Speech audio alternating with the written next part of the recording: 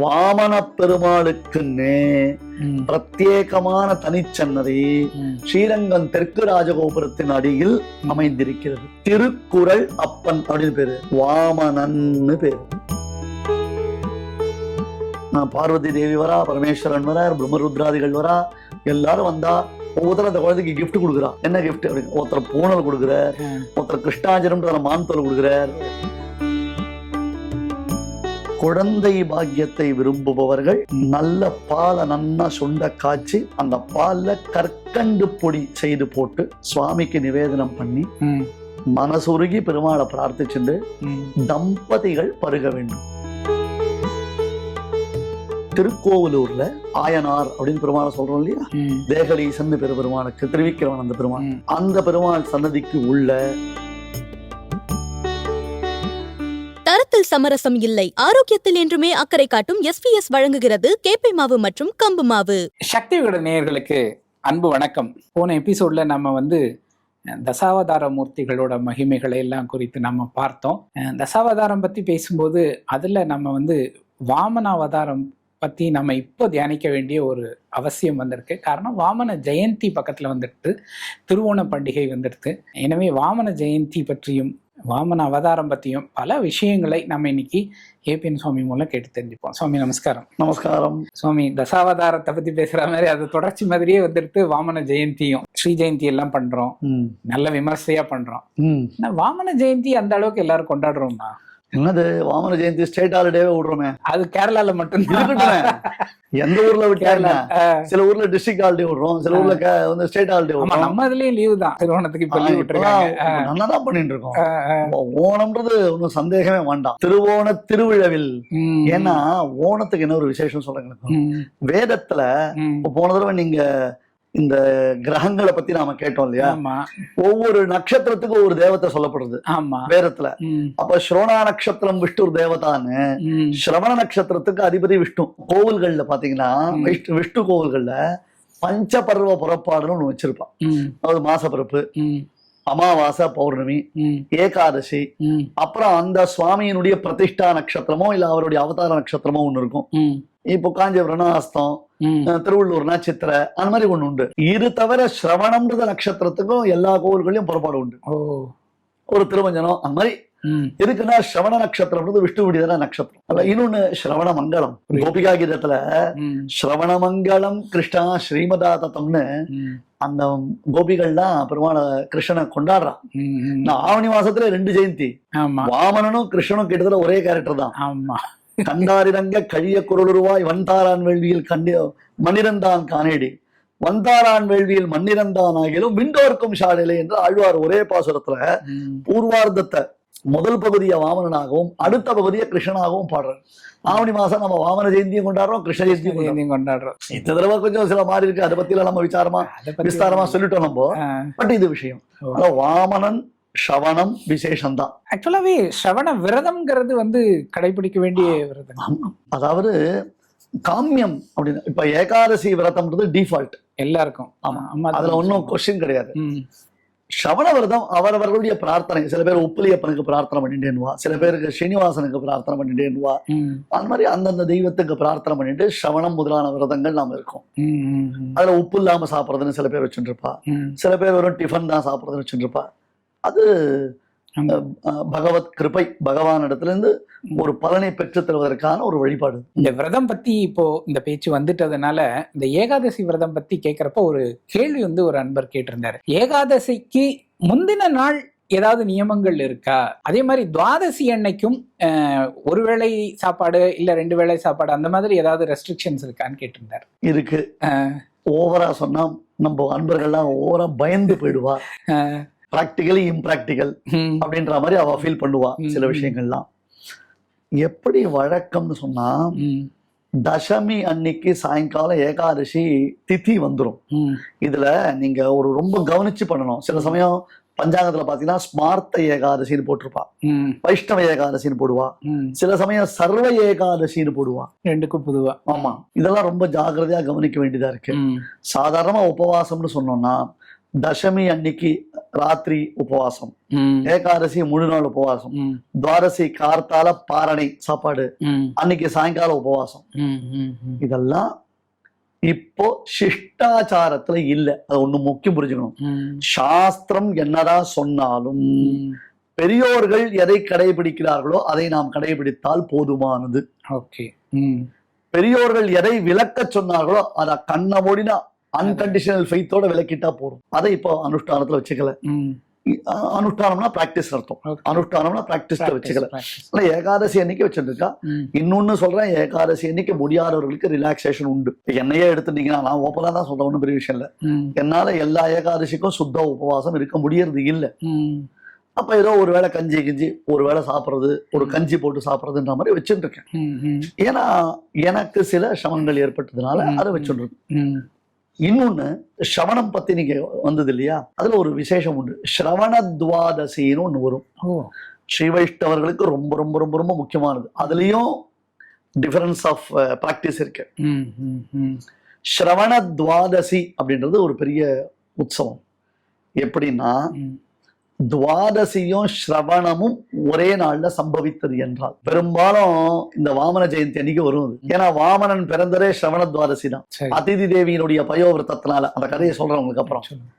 அப்போ இந்த ஸ்ரவண நட்சத்திரமும் துவாதசி திதியும் ஒன்றாக வந்ததுன்னா அன்றைய தினம் ஸ்ரவண துவாதசி என்று அதற்கு பேர். அது ஒரு விசேஷ புண்ணிய காலம். அப்ப என்ன பண்ணணும் தெரியுமா, ஏகாதசி அன்னைக்கு உபவாசம், ஸ்ரவண துவாதசி வந்ததுன்னா அன்னைக்கு உபவாசம் இருந்து மறுநாள் திரையோதசி அன்னைக்குத்தான் விரதத்தை பூர்த்தி பண்ணணும். 2 நாள் நிர்ஜலமா பட்னி கிடக்கக்கூடிய பெரியோர்கள் இன்னைக்கும் இருக்கா. புரிஞ்சது? இன்னைக்கும் இருக்கா. அந்த ஸ்ரவண துவாதசியை எப்ப கடைபிடிப்பது என்பதுல இப்போ வைஷ்ணவ சம்பிரதாயம், குறிப்பா வடகல சம்பிரதாயம் எடுத்துட்டீங்கன்னா, அகோபில மடத்த சம்பிரதாயம், அப்புறம் முனித்திரைய சம்பிரதாயம் அப்படின்றதாக வச்சுருப்பான். இதுல ஸ்ரவண துவாதசி கால நிர்ணயத்திலேயே வித்தியாசம் உண்டு. எப்படி ஸ்மார்த்த ஏகாதசி வைஷ்ணவ ஏகாதசி உண்டோ அந்த மாதிரி இதுல வித்தியாசங்கள்லாம் இருக்கு. எதுவா இருந்தாலும் இத போல நாம சோசியல் மீடியால சில விஷயங்கள் மட்டும்தான் எல்லாருக்கும் பொதுவான தர்மமா சொல்ல முடியும். பிரத்யேகமா அவரவர்கள் தங்கள் குருக்களை அணுகித்தான் தெரிந்து கொள்ள வேண்டும். ஓகே, வாமன அவதாரம் அத பத்தின செய்திகள் தெரிஞ்சுக்கணும்னு ஆசைப்படுறோம். அதிதி கஷ்யபருக்கு பெருமாள் காஷ்யபனாக அவதரித்தார். இந்த கஷ்யப பிரஜாபதிக்கு 2 மனைவிகள். ஒருத்தி திதி தேவி. திதியினுடைய புத்திரர்கள் தான் தைத்தேயர்கள் எனப்படக்கூடிய அசுரர்கள். அதித்தியனுடைய புத்திரர்கள் தான் ஆதித்தேயர்கள் எனப்படக்கூடிய ஆதித்யர்கள் என்று சொல்லக்கூடியதான தேவர்கள், சூரர்கள். சுரர்கள் ந சுராகா அசுராகா. இந்தியன் நான் இந்தியன் அப்படி சொல்றோம் இல்லையா, அந்த மாதிரி சுரர்கள் நான் சுரர்கள், அவர்கள் அசுரர்கள் பேரு. ஒரு காலத்துல அசுரர்கள் கொஞ்சம் நல்ல பலமா இருந்தா. அப்ப அதித்தி தேவி ரொம்ப வருத்தத்துல இருந்தா. என்னதான் தன்னுடைய பிள்ளைகள் கஷ்டப்படுறாளே, சுரர்கள்லாம் கஷ்டப்படுறாளேன்னு அவளுக்கு ஒரு வருத்தம் இருந்துச்சு. அப்ப கஷ்யப பிரஜாபதி கிட்ட சொன்னா, என்னுடைய பிள்ளைகள் கஷ்டப்படுறா, அவ சௌக்கியமா இருக்க வேண்டாமா, அவளுக்கு ஒரு நல்ல வாழ்க்கை வர வேண்டாமான்னா, அப்ப கஷ்யபர் என்ன பண்றார், அதித்தி தேவிக்கு பயோவிரதம் என்பதான ஒரு விரதத்தை உபதேசம் பண்றார். இதை நீங்க நல்லா ஞாபகம் வச்சுக்கோங்க. நம்ம நேயர்களுக்கு யாருக்கெல்லாம் குழந்தை பாக்கியம் இல்லையோ அப்படிப்பட்டவர்கள் இதை உணர்ந்து வாமன பெருமானை சென்று சேவித்தால் அவர்களுக்கு குழந்தை புத்திர பாக்கியம் ஏற்படும். கஷ்யப பிரஜாபதி, பிரஜாபதினா அவர் சிருஷ்டிகர்த்தா, பிரம்மதேவருடைய நியமனத்தினால அவர் கஷ்யப முனிவர் வச்சுக்கோங்க, புரியறதுக்காக சொல்லுங்க. அந்த எல்லாம் ஏன்னா எல்லாருமே கஷ்யபம் தான். இந்த கஷ்யபரத்துல வந்ததுதான் எல்லா வம்சமும். ஒரு சில பேருக்கு தன்னுடைய கோத்திரம் தெரியலன்னா கஷ்யப கோத்திரம்னு சொல்லுவான், அந்த மாதிரி சொல்லுவாங்க. அப்பேற்பட்ட கஷ்யபர் தன்னுடைய மனைவிக்கு இந்த உபதேசம் பண்றார். நீ பயோவிரதம், பயோவிரதம்னா வெறும் பாலை மட்டும் பருகி பகவானை தியானிப்பது, வெறும் பாலை மட்டும் பருகி பகவானை தியானிப்பதுன்னு. அதித்தி தேவி வெறும் பாலை மட்டும் பருகி ஒரு உபவாசம் இருந்து பகவானை தியானம் பண்ணினான். அப்போ ஒரு ஸ்ரவண நட்சத்திரத்துல துவாதசி திதி அன்று வாமனம் பெருமாள், உபேந்திரன்னு பேரு, வாமனஹான்னு பேரு, குட்டி பெருமாளாக, குட்டி பையனாக, அதித்தி தேவிக்கு பிள்ளையாக, ஆதித்யனாக பகவான் அவதரித்தார். அன்றைய தினம்தான் வாமன ஜெயந்தி என்பதாக பேர். உடனே அவருக்கு பூணல் போட்டதெல்லாம் பாகவதர் ரொம்ப அழகா வர்ணிக்கிறது. இப்ப பூணல் போட்டதை நாம என்ன பண்றோம், டிஜே பார்ட்டியா வச்சுக்கிறோம். பெரிய செலிப்ரேஷன் ஆயிடுத்து பூனல் போடுறது. வைதிக கர்மா அது. அந்த வைதிக கர்மால இதை கொண்டு டம்கிட்ட பாண்டியாலோ வந்து சேர்க்கக்கூடாது. இப்ப எல்லாத்துக்கும் ஒரு டிஜே வச்சுடுறான், டான்ஸ் ஆடுறான், குதிக்கிறான், கூத்தாடுறான். அந்த உபநயனான பையனுக்கு மாத்தியானிக்கு கூட பண்றது இல்லை. அன்னைக்கு அதே முடிஞ்சு போச்சு. பார்வதி தேவி வரா, பரமேஸ்வரன் வரா, பிரம்மருத்ராதிகள் வரா, எல்லாரும் வந்தா ஒவ்வொருத்தரும் அந்த குழந்தைக்கு கிஃப்ட் கொடுக்குறான். என்ன கிஃப்ட் அப்படின்னு, ஒருத்தர் பூனல் கொடுக்குறார், ஒருத்தர் கிருஷ்ணாஜனம் மான்தோல் கொடுக்குறார், ஒருத்தர் கமண்டல கொடுக்குறார், ஒருத்தர் ஜபமாலை கொடுக்குறார், ஒருத்தர் கொடை கொடுக்குறார், ஒருத்தர் மிஞ்சின்னு இடுப்புல கட்டிக்கிறதான பெல்ட், புல்லுல பண்ற பெல்ட் அது, அதை கொடுக்குறார். அந்த மாதிரி எல்லாரும் கொடுத்த உடனே அதித்தியன் கஷ்யபரை சேவிச்சுட்டு அவர் கிளம்புறார். எதுக்காக தெரியுமா? மகாபலி பெரிய யாகம் பண்றான். அந்த யாகத்தை பூர்த்தி பண்ணிவிட்டான்னா தேவர்களுக்கு ரொம்ப ஆபத்து வந்துடும். அதனால இவர் வந்து அந்த யாகத்துக்கு போறார். இன்னொன்னு, தேவேந்திரனையும் ரட்சிக்கணும், மகாபலியையும் ரட்சிக்கணும். எவ்வளவு தர்ம சங்கடம் பாருங்க. ஏன்னா மகாபலின்றவன் யாருன்னா பிரகலாதனுடைய வம்சத்துல பிறந்தவன். மகாபலி விஷ்ணு பக்தன். ஆனாலும் சில காரியங்கள் அவனுக்கு தர்மத்துக்கு மீறின காரியம். இப்படி ராவணன் பரமசிவ பக்தனா இருந்து தர்மத்துக்கு மீறின சில காரியம் பண்ணினான் இல்லையோ. பானாசுரன் பரமசிவ பக்தனா இருந்தான், தர்மத்துக்கு மீறின காரியங்கள் பண்ணினான். அந்த மாதிரி எல்லாரும் அது உண்டு. ஒரு ஆங்கிள் பாக்கச்சே நம்ம அவளை அக்செப்ட் பண்ணிக்கிறோம், இன்னொரு ஆங்கிள் பாக்கச்சா அவகிட்ட நிறைய தோஷங்கள் இருக்கு இல்லையா.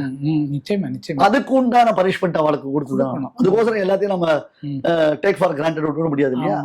அதுக்காக போய் இன்னொன்னு பெருமாள் ஒரு விரதம் வச்சிருக்கார். பிரகலாதனுக்கு சத்தியம் பண்ணி கொடுத்தார், உன் வம்சத்துல பிறந்த யாரையும் நான் கொல்ல மாட்டேன்னு சத்தியம் பண்ணி கொடுத்தார். அதனால்தான் மகாபலிய பாத்தாளத்துல அழுத்திட்டு பாத்தாளத்துக்கு அவனை சக்கரவர்த்தி ஆக்கினார். அதே மாதிரி பானாசுரனுடைய 996 கையை மட்டும் தான் வெட்டினார், கொல்லல. இவெல்லாம் பிரகலாதனுடைய வம்சம். புரிஞ்சுதா? புரியுது. அப்படி பெருமாள் வாமனாவதாரத்துல மகாபலியுடைய வெள்ளிச்சாலைக்கு சென்று மகாபலியையும் அடக்கி இந்திரன் முதலானவர்களுக்கு அவர்கள் இழந்த ஐஸ்வர்யத்தை மறுபடியும் மீட்டு கொடுத்தான் என்பதுதான் சுருக்கமா நான் உங்களுக்கு இந்த கதையை சொல்லியிருக்கேன். அப்படி பகவான் அவதரித்து இருந்த இடம் சித்தாசிரமம் பேர். இன்னைக்கு பாட்னால இருக்கு, பீகார்ல. அந்த பக்சர் பாட்னான்னு சொல்லுவோம், அதான் சித்தாசிரமம். அங்கதான் விஸ்வாமித்திரர் தபஸ் பண்ணார். அங்கதான் ராமலட்சுமணர்கள் அழிச்சுன்னு போனார் தன்னுடைய யாக சம்ரட்சணத்துக்கோசரம். தாட்டகை மாரீச்சன் இவர்கள்லாம் வரம் அங்கதான். மாரீச்சன் இல்ல, சுபாகு. புரியுது புரியுது. மத்த அவதாரங்கள்ல ஒரு இது இருந்தது உங்களுக்கு பாத்தீங்கன்னா, ஒரு சமஹாரம்லாம் இருந்தது. இதுல வந்து பாதாள லோகத்துக்கு அனுப்பிட்டாரு அப்படின்னுட்டு. ஆனா அதுக்கு இடையிலேயே அவர் வந்து ஒரு பெரிய வேலையை ஒண்ணு பண்ணி காட்டுறாரு இல்லையா, உலகளந்த பெருமாளாக மாறி நின்னு. ஆமா, அது என்ன? அந்த ஆண்டாள் ஓங்கி உலகளந்த உத்தமன்னு பாடுறான். உத்தமன்னு அர்த்தம்னா யாரையும் கொல்லாமல் எல்லாரையும் அனுகிரகம் பண்ணின உத்தமன்னு பேரு. புரிஞ்சுதா? அதுக்குதான் சொன்னேன், தன்னுடையதான திருவடிய தாளால் உலகளந்த அசைவே கொள்ளார் ஆழ்வார். பெருமாள் படுத்துட்டு இருக்காரு, அப்பா காலோட தூரம் தூக்கி வச்சு இந்த உலகத்தை மெஷர் பண்ணியே அப்படின்னு ஆழ்வார் சொல்றார். ஒரு எக்ஸசைஸ் பண்ணா ஒருத்தருக்கு டயர்ட் ஆயிடுதா, தாளால் உலகளந்த அசைவே கொள்ளார். அவ்வளவு தூரம் போய் படுத்துட்டு இருக்கியாமா, நான் டயர்ட் ஆகி படுத்துட்டு இருக்கேன். அது காழி ஸ்ரீராம விண்ணகரம்னு இருக்கு சீர்காழியில. அந்த உலகளந்த அவதாரத்தை நீங்க எப்படி சொல்லுவீங்க? திரிவிக்ரமன். திரிவிக்ரமன். ஆமா, திரிவிக்ரமன். ஆமா இல்லையா? ஆமா. 108 திவிதேசத்துல சீர்காழி காழி ஸ்ரீராம விண்ணகரம், அதான் சீர்காழி. ஓகே. அங்க பெருமாள் திரிவிக்ரமன். ஓகே. தாடாளன்னு பேரு. திருக்கோவலூர் பெருமாள். ஆமா, உலகளந்த பெருமாள். ஆமா, திருவிக்கிரமன் பெருமாள். ஆமா. நம்ம காஞ்சிபுரத்துல உலகளந்த பெருமாள் திருவிக்கிரம பெருமாள். இப்போ பெருமாளுக்கு என்ன பேரு? திருவிக்கிரமன். THR EE. ஆமா, திரிவிக்ரமா. 3 திவிதேசம் 108ல 108ல திரிவிக்ரமா. ஆமா ஆமா. வாமனாவதார சம்பந்தப்பட்ட சாட்சாத் சம்பந்தப்பட்ட திவிதேசம் 3. இப்போ வாமனாவதாரத்துல திரிவிக்ரமரா நம்ம சுவாமியை நம்ம பார்த்து தரிசனம் பண்ணிருக்கோம். வாமன திருக்கோலத்துல எங்கெல்லாம் தரிசனம் பண்ணலாம்? சூப்பர் கேள்வி இது. அங்கே இந்த கேள்வி நீங்க மிஸ் பண்ணிடுவீங்களோ. சரி. ஆமா, ஏன்னா இந்த உலகளந்த பெருமாள் கோவில் எல்லா இடத்துலயும் நாம பார்க்கிறோம். ஆனா தசாவதார மூர்த்தியில வரைச்சே உலகளந்த பெருமாளா இருக்க மாட்டார், வாமன பெருமாளா தான் இருப்பார். இப்ப ஸ்ரீரங்கத்துல தசாவதார சன்னதியில சொன்னோம், அங்கேயும் வாமனனா தான் இருப்பார். பட் வாமனனுக்கு அப்படின்றதாக பிரத்யேகமான ஒரு கோவில் என்று நாம் பார்க்கணும்னா நோட் பண்ணிக்கோங்க, நம்ம நேயர்களுக்கு இதை தெளிவா கொடுங்க. ஸ்ரீரங்கத்துல உலகத்திலேயே மிகப்பெரிய கோபுரத்தை ரங்கநாதனுக்கு எழுப்பினவர் நம்ம அழகிய சிங்கர் ஜிஆர் சுவாமிகள் இல்லையா? இப்ப இந்த தசாவதார சன்னதி பக்கத்துல அவருடைய அதிஷ்டானமும் இருக்கு. இருக்கட்டும், அந்த தெற்கு கோபுரம் ராஜகோபுரம் சேவிச்சிருக்கீங்கல்ல? பிரம்மாண்டமான ராஜகோபுரம் இருக்கு இல்லையா? அந்த ராஜகோபுரத்துக்கு கீழே ஒரு பெருமாள் சன்னதி இருக்கு. அந்த பெருமாளுக்கு என்ன தெரியுமா திருநாமம்? திருக்குறள் அப்பன் அப்படின்னு பேரு. குறள், குறள்னா அர்த்தம் குட்டியானது இல்லையா, அதுதான் திருக்குறள் உண்டோ இல்லையோ. பெருமாளுக்கு திருக்குறள் அப்பன் அப்படின்னு பேரு. என்ன அர்த்தம்? வாமனன்னு பேரு. வாமன பெருமாளுக்குன்னே பிரத்யேகமான தனிச்சன்னதி ஸ்ரீரங்கம் தெற்கு ராஜகோபுரத்தின் அடியில் அமைந்திருக்கிறது. திருக்குறள் அப்பன் சன்னதின்னு பேரு. அந்த சன்னதிக்கு ஒரு பெரிய பெருமை உண்டு. அதாவது ஒரு காலத்துல இந்த அத்தியன உற்சவத்தை நடத்துறதுக்கு திருமங்கை ஆழ்வார் ஆழ்வார் திருநகரியிலிருந்து நம்மாழ்வாரை எழுந்தருள பண்ணிட்டு வருவாரோ இல்லையோ, அப்ப திருக்குறளப்பன் சன்னதிகளைத்தான் நம்மாழ்வார் எழுந்தருளி இருப்பார். ஸ்ரீரங்கத்திலேயே ஒரு பக்கம் தசாவதார சன்னதி, வடதிருக்காவிரியின் கரையில் தசாவதார சன்னதி, இது தென் திருக்காவிரியின் அருகில் இந்த திருக்குறளப்பன் சன்னதி இருக்கு, தனி சன்னதி. இதெல்லாம் நம்ம கவனிச்சதே இல்ல. நம்ம கிடுகிடுன்னு நேரா உள்ள பெருமாளை எந்த பக்கமா போய் ஸ்ரீரங்கம் தான் அதை மட்டும் நினைச்சிட்டு இருக்கோம். அந்த காலத்துலாம் ஒவ்வொரு ஊருக்கும் யாத்திரை எப்படி போவான்னா நடந்தே போவா, போற வழியில பல ஊர்களை சேவிச்சுட்டு போவா. இப்ப ஸ்ரீரங்கம்னு போயிட்டோம்னா குறைஞ்சது அங்க ஒரு வருஷம் இருந்து அந்த ஊர்ல எல்லா உற்சவங்களையும் சேவிப்பா, எல்லா இடங்களையும் போய் சேவிப்பா. இப்ப இறங்கச்சே முன்னிருக்கிறது ரிசர்வ் செய்யப்படும், காபி டிபன் ஆகார வசதி உட்பட சௌகரியப்பட்டால் பெருமாள் சேவை அப்படிதான் புக் பண்ணிக்கிறோம். நம்ம ஓடி ஓடி போனா நமக்கு என்ன புரியும்? அதுவும் இந்த கிரௌட் இன்க்ரீஸ் ஆனதுனால பாதி இடங்களை பிளாக் பண்ணிடுறான். ஆராம்சே நின்று நிதானமா அனுபவிச்சு சேவிக்கிற ஒரு சந்தர்ப்பத்தை நம்ம இழந்துட்டோம். ஆமா, நிச்சயமா நிச்சயமா. ஒவ்வொரு கோவில்கள்லயும் தனித்தனியான ஒரு யுனிக்னஸ் இருக்கு. அந்தந்த கோவிலுக்கு என்று ஒரு மிகப்பெரிய ஆச்சரியங்கள் இருக்கு, சந்தேகமே கிடையாது. இப்ப முதல் சன்னதி ஸ்ரீரங்கத்தில் தனியாக திருக்குறளப்பன் சன்னதி. இந்த புத்திர சௌபாகியத்தை விரும்பக்கூடியவர்கள் வயறு குளிர்ந்து போய் அந்த பெருமாளை சேவிச்சு அவருக்கு பால் நிவேதனம் பண்ண சொல்லுங்க. பெருமாள் வாமனன் நிச்சயம் எப்படி அதிதி தேவிக்கு அனுகிரகம் பண்ணாரோ அந்த மாதிரி பண்ணுவார். ரெண்டாவது திருக்கோவிலூர்ல ஆயனார் அப்படின்னு பெருமாளை சொல்றோம் இல்லையா, தேகலீசன் பெருமாளுக்கு திருவிக்கிரவன் அந்த பெருமாள், அந்த பெருமாள் சன்னதிக்கு உள்ள வாமனனுக்கு தனியா ஒரு சன்னதி இருக்கு. இதெல்லாம் கவனிச்சதே இல்லையே. நான் தான் சொன்னேன், கூட்டங்கள் அதிகமாகிறதுனால சில சமயம் சன்னதியை திறந்து வைக்கிறதுக்கு வாய்ப்புகள் இல்லாமல் போயிடும். இப்போ சொல்ல ஆரம்பிச்சா உடனே ஜனங்க போயிட்டு முட்ட ஆரம்பிச்சாருச்சுக்கோங்க, அந்த ஊர்ல இருக்கவா நம்மள வைய ஆரம்பிப்பா. பரவாயில்ல இருக்கட்டும், அங்க இருக்குன்னு தெரிஞ்சிடும்ல எங்களுக்கு. அதாவது போற ஜனங்களுக்கு அங்க சுவாமி இருக்கிறாரு, அங்க இந்த ஒரு திருக்கோலத்துல இருக்கிறாருங்கிற தகவலாவது தெரியும் இல்லையா? இல்லைன்னா அது தெரியாமலே போயிட வாய்ப்பு இருக்கு இல்லையா? இப்ப பெரிய புகழ்பெற்ற கோயில்கள்ல என்ன பிரச்சனைன்னா, நம்ம பிரதட்சணம் கூட முழுசா வர முடியும், வந்து தரிசனம் பண்ணவே இப்படிதான் முடிக்கணும் அப்படின்னா அதுக்கெல்லாம் வழியே இல்லை. அதுக்கு ஜனங்களையே நான் ஒரு காரணமா சொல்லுவேன். ஏன்னா எல்லாத்திலையும் முட்டி மோதின்னு அடிச்சுன்னு போய் நின்றா இந்த மாநாடுல என்ன மாதிரி அவளுடைய தானே எப்படி அவ ரியாக்ட் பண்றாலும் அது மாதிரி கோவிலையும் அந்த மாதிரி ரியாக்ட் பண்ணா ஒரு அமைதியா இதான் வழினா இப்படி போயிட்டு இப்படி பிரதட்சணம் பண்ணி இப்படி நமஸ்காரம் பண்ணி நம்ம அமைதியா வந்தா பரவாயில்ல. ஒரு கதவை திறந்தா டப டபடவன்னு இடிச்சுக்கிறது, மூளை போதுறது, உழறது, ஏன் இப்படி? அதுதான் கொஞ்சம் கஷ்டம். ஒரு பக்கம் நிர்வாக சிரமங்கள் இருக்கு, ஒரு பக்கம் மக்களுக்கும் ஒரு புரிந்து கொள்ளுதல் வேணும். தெய்வீகம் அப்படின்றதான விஷயத்துல ஓவரா ரியாக்ட் பண்ண வேண்டாம். அதனால இன்னொன்னு சில கோவில்கள்ல மனுஷா இருக்க மாட்டாங்க. ஒரு சன்னதியில இருந்து இன்னொரு சன்னதிக்கு போனோம்னா இந்த சன்னதிக்கு யார் பந்தோபஸ்து, யார் பதில் சொல்றது? நாம அந்த சன்னதி வந்து திறந்து வைன்னு சொல்றோம், யார் எதை பாத்துக்கிறது? அர்ச்சகர்கள் குறைவு இல்லையா? மனுஷா இல்ல, செக்யூரிட்டி ரீசன்ஸ் இருக்கு, சேஃப்டி ரீசன்ஸ் இருக்கு. பதில் சொல்ல நாம பாட்டுக்க சன்னதி திறக்கலன்னு கம்ப்ளைண்ட் பண்ணிட்டு போயிடுவோம். ஒரு குண்டூசி தொலைஞ்சதுன்னா பதில் சொல்ல வேண்டிய அர்ச்சகால் தான், கோவில் நிர்வாகஸ்தர்கள் தான். இப்ப எல்லாத்தையும் வீடியோ எடுத்து போட்டுறா, என்னன்னே புரியுதுல, டக்கு டக்குன்னு எல்லாத்தையும் துஷ்பிரச்சாரம் பண்ணி விடுறா. அப்ப அவ வந்து கத்தி மேல நடக்கிற மாதிரி எவ்வளவு கஷ்டப்படுறா. தனியாவே வாமனனுக்கு பெருமாள் சன்னதி இருக்கு, தனியாகவே இந்த சன்னதியை நாம சேவிக்கலாம். அதாவது திருவன் பரிசாரம், திருக்கடித்தானம், இதெல்லாம் வாமன கஷேத்திரங்கள் அப்படின்னு பெருமாள் அங்க வாமன ரூபியாகவே சேவை சாதிக்கிறார். நம்ம திருநீர்மலையில மலையில பெருமாள் இருக்கார். திருநீர்மலையில பெருமாள் அங்க மலையில திருவிக்கிரமன் சன்னதி இருக்கு, வாமனன் இருக்கார்.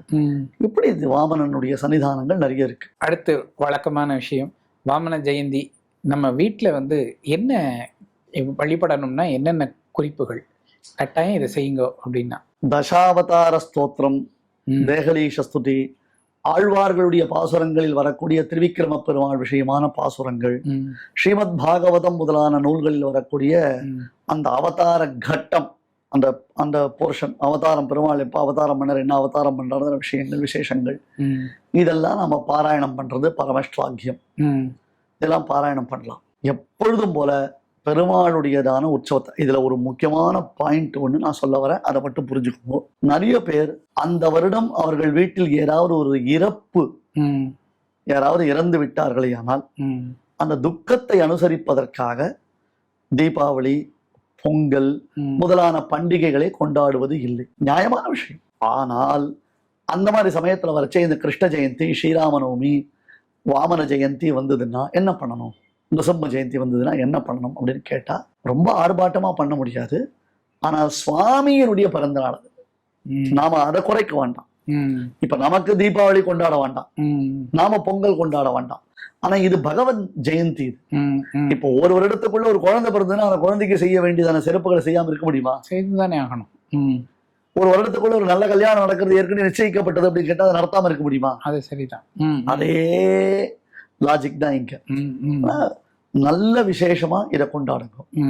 இறைவனுக்கு இதெல்லாம் படைக்கணும்ன்றது நிர்பந்தம் இல்லை. பத்திரம், புஷ்பம், பலம், தோயம்னு எது கொடுத்தாலும் பெருமாள் அதை ஏற்றுக்கொள்வான். ஒண்ணும் இல்ல, குச்சேல கொடுத்து தோண்டு அவல் எடுத்துக்கலையா? ஆமா, நிச்சயமா. அந்த மாதிரி ஒன்னும் பெருமாளுக்கு அது ஒன்னும் விசாரம் இல்லை. நம்மளால முடிஞ்சதை நம்ம சமர்ப்பிக்கணும், அதை கொண்டாடணும்.